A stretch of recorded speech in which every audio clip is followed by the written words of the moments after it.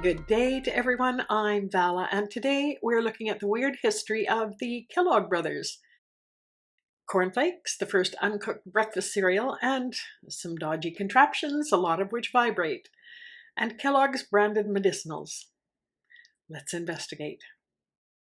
It's a tale of two brothers, John Harvey Kellogg, born in 1852, known as JH, and his brother William Keith Kellogg, known as WK or Will, born in 1860.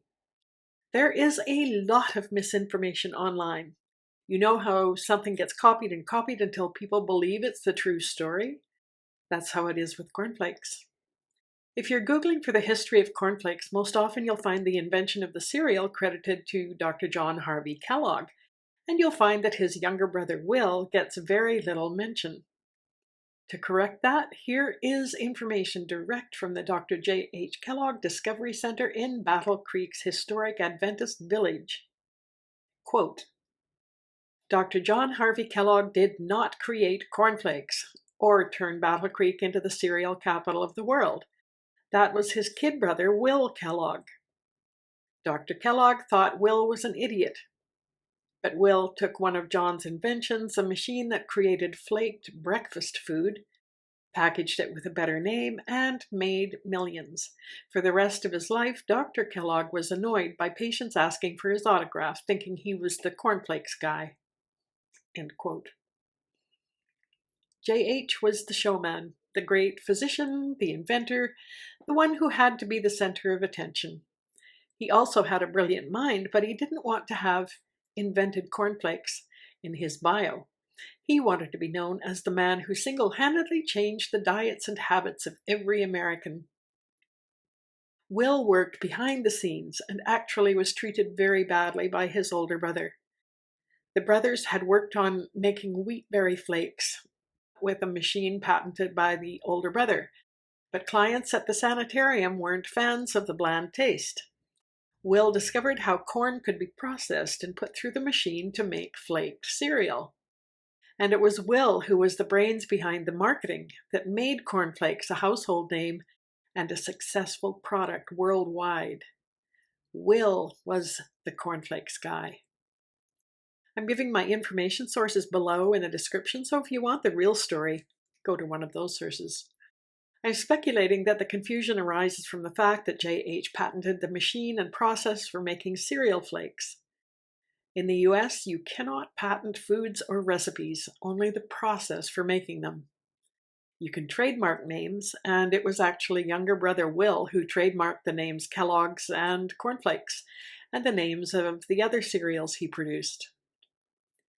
J.H. was a famous physician and wrote countless books and journals, but he wasn't interested in the company or marketing or sales. He was focused on running the sanitarium at Battle Creek, Michigan, with the profits going to the church and promoting his ideas of biologic living.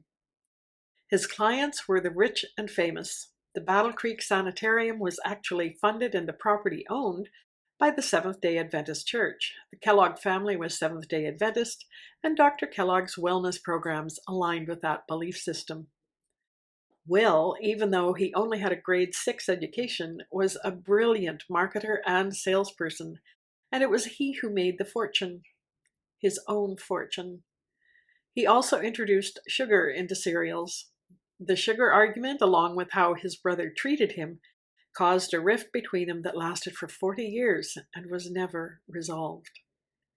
If you were being treated by Dr. Kellogg, your diet would be radically changed, as would daily habits.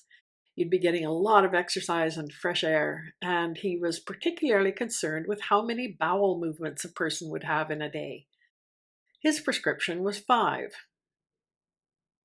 That's kind of hard to produce, so his treatments included helping things along, 5 times a day. One of his ideas that never caught on was that he believed sex and anything related to it was dangerous, deviant behavior. He and his wife were celibate. They never had sex and, of course, never had their own children. They did, however, foster about 40 children and adopted several of those.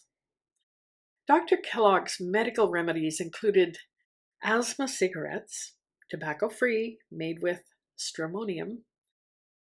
Question: Did he know stramonium is a hallucinogenic? Liver invigorator tonic. The Indian lung remedy for tuberculosis and other lung ailments. Magic red drops for pain, cholera, and heart disease. Cathartic pills to relieve abdominal complaints. Champion ointment for anything skin-related. And a laxative for lackadaisical dieters. Dr. Kellogg believed dietary restrictions were necessary for optimal health, and to his mind, they helped to eliminate thoughts of sex. He believed that any food or spice that would make a cold food hot to the taste was leading the brain into dangerous territory and deviant behavior. Pleasure was a no-no. There were lots of no's in his regimen. No tea, coffee, or cola. No chocolate, no mustard, no cinnamon, no alcohol or tobacco, no sugar, no salt, no spices at all. Herbs were acceptable. No meat, no eggs, no milk, no vegetables that grew underground like potatoes or carrots. He eventually did allow eggs and potatoes and unpasteurized milk due to a deficiency of protein in his diet of fruits, above ground vegetables, nuts, legumes, and rice. And all of this led to Dr. Kellogg's obsession with colonic irrigation. Fixated, in fact. He designed and built a number of different devices for this purpose, including one that could treat multiple patients at the same time. Just bizarre. At the sanitarium, he invented and offered numerous types of baths, including light baths, on his invention called the electric bed. The strangest bath was the continuous water bath, which could last days or even weeks. It was to treat skin diseases and mental disorders. Also available was electrotherapy that he claimed could treat lead poisoning, obesity, tuberculosis, and vision disorders. He invented a slapping machine to loosen fat pre-diet. Another contraption, called the kneading machine, relieved constipation. Patients would lie face down on the machine, and mechanical mallets would lightly tap on the abdomen, apparently to loosen blockages. A similar device was the electric horse. There was also an electric camel and a vibrating chair for the same purpose. He invented a foot vibrator with seats for 2 or 4 people at a time. You kept your shoes on for this one. I'm not sure what the purpose was. The famous doctor promoted some even more dangerous ideas, but they're not lighthearted, so if you're interested, you can look them up. And I guarantee that after reading about them, you will not be a fan of Dr. JH Kellogg. Will, even though he only had a grade 6 education, was a brilliant marketer and salesperson, and it was he who made his own fortune. He also introduced sugar into cereals. The sugar argument, along with how his brother treated him, was the cause of a rift between them that lasted for 40 years and was never resolved. The success of the Battle Creek Sanitarium lasted until 1929, the beginning of the Great Depression, when people stopped spending money. Dr. Kellogg made his income from sales of his books and journals. His brother Will, who owned the trademarks, made his fortune from product sales. He brought his sons into the business and created the W.K. Kellogg Foundation that oversees the operations around the world, even today. Will was a philanthropist whose interest in helping people extended far beyond his brother's diets and contraptions.